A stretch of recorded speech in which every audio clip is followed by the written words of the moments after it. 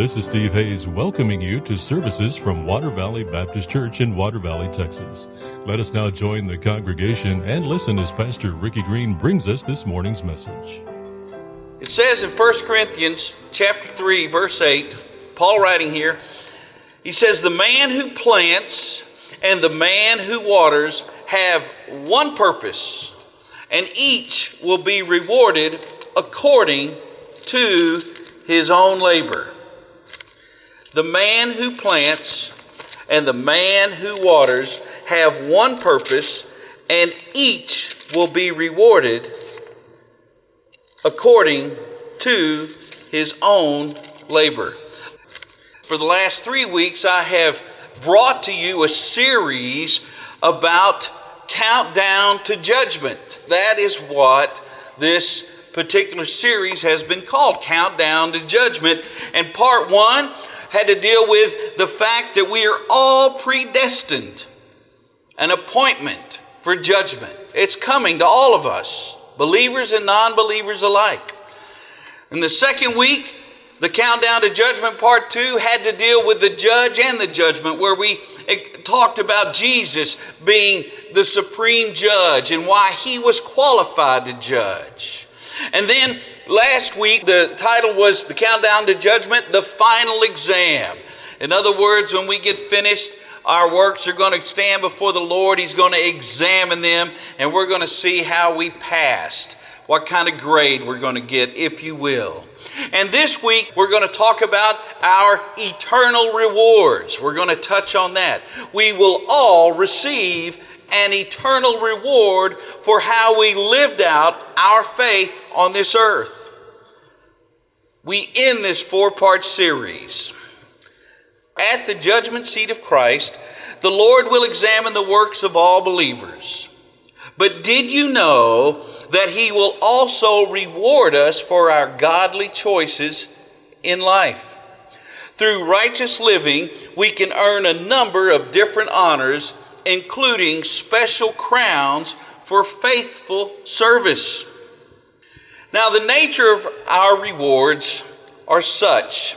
For example, our rewards will match our good deeds. The Apostle Paul wrote that he who plants and he who waters are one, but each will receive his own reward according to his own labor.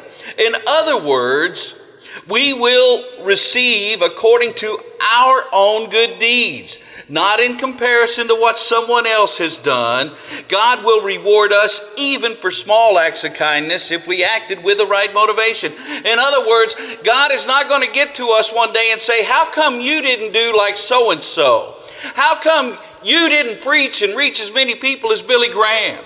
How come your Sunday school wasn't like so-and-so who taught over here?" We are going to stand by ourselves, and only through our relationship with Christ will we be judged. There's not going to be any comparison.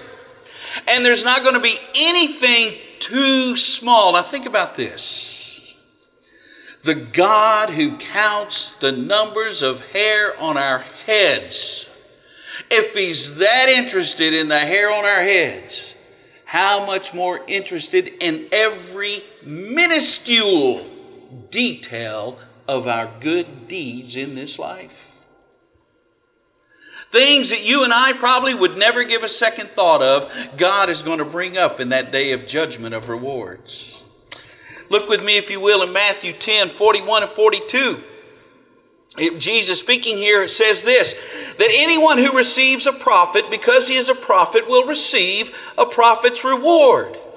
Do you know, in other words, we were talking about this earlier in church. About years ago, it was quite common that many times after services, this was just a common practice, not practiced so much anymore, but the members of the church, the minister usually never had to worry about lunch, because every service, pretty much all the time, somebody'd say, "Pastor, why don't you and the wife come over to our house for lunch today?" Ain't that right, Aunt Marge? They're receiving a prophet into their house, and they're feeding him. All those families are going to receive that, as we just read, a prophet's reward.